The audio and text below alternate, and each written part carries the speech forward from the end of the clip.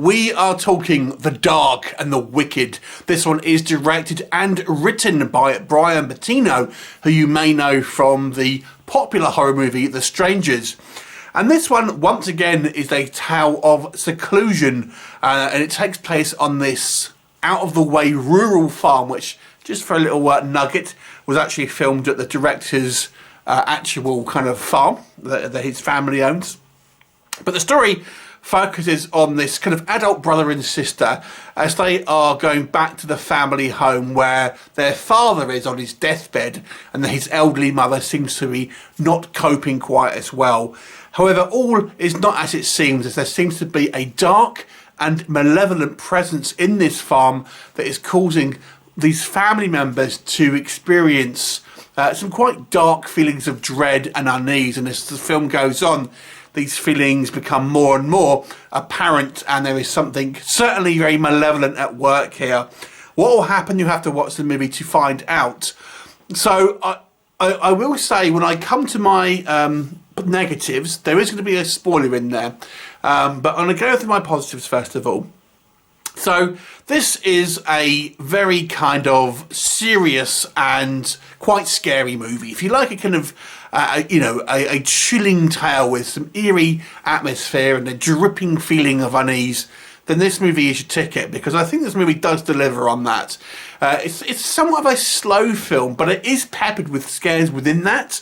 So the story does move at a slow pace, but it doesn't kind of go too long before kind of really giving you that kind of those creepy moments starting to kind of like punctuate the film. Now, it starts off quite innocuous, first of all, doors opening, things like this, strange sounds, but it soon kind of gets to more kind of serious scares, shall we say.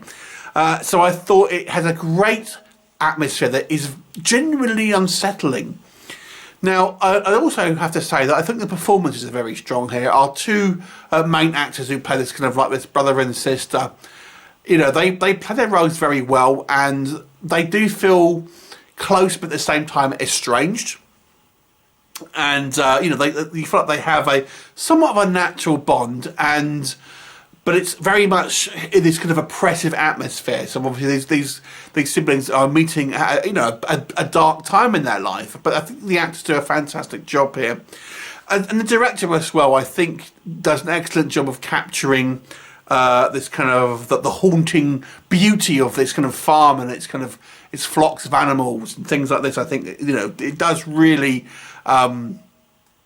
It's both kind of like terrifying and beautiful at the kind of the same sort of time, which I thought was excellent.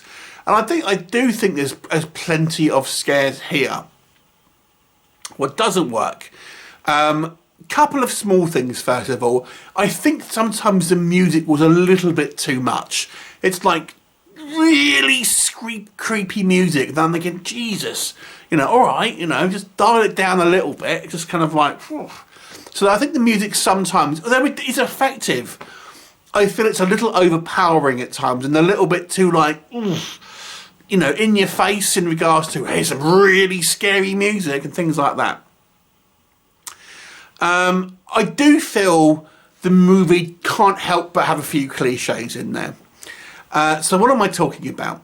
So we have the typical Hollywood and kind of like, kind of mainstream horror movie tropes. So what like stuff like what? Well, I always think when we see As You See Me Now looking outwards, you'll see something ghostly happening behind. So the other character in the film can't see it, but when they look around, there's no one there. And I always think, who is that ghost appearing for? Is it to us as the audience? But obviously we're not there in regards to the story. So why is a ghost appearing when no one can see it? And I always think it just doesn't make any sense to me. Now, I know that works as a kind of a creepy trope, but it's one of these things where when you think about it, it just doesn't make any, I mean, you could say, okay, ghosts don't make sense, but, if they're going to be creeping around doing spooky stuff and appearing, why do they appear when no one within the story can actually see it? It just doesn't make sense to me narratively.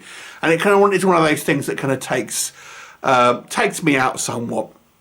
I have to say also, again, we have that thing where people see something which is genuinely, supernatural, and yet they don't really react to to it in an appropriate way, shall we say, in like a realistic way. Now, there are a couple of times, especially with a female character towards the end of the film, where I think she does do that, but there are instances where it doesn't. So we have, for example, the first instance where the brother sees something supernatural, and he says in dialogue that he knows he wasn't dreaming and and things like that, but he just kind of stares and it's kind of like, that's a bit strange, rather than kind of absolutely freaking out, which is what you would actually do. And again, it's just those things that you see in kind of Hollywood films that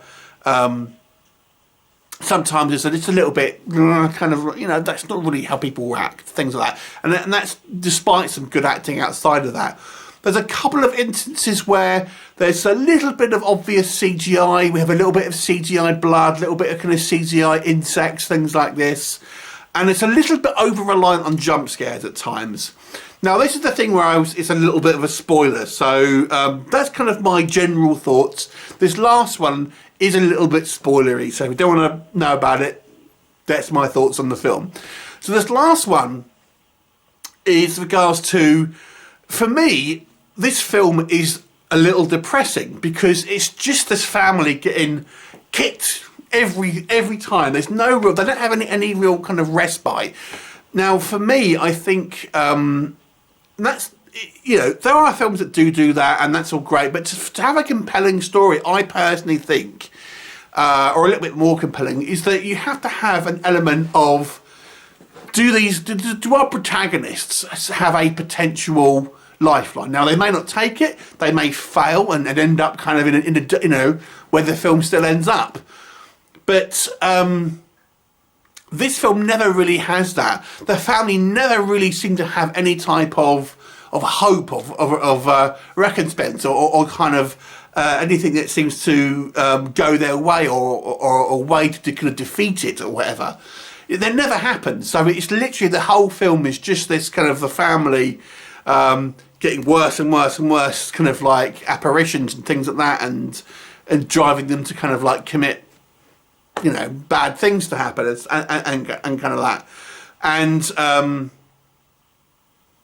don't know. I just think sometimes it's just to have that kind of sense of you're rooting for the characters.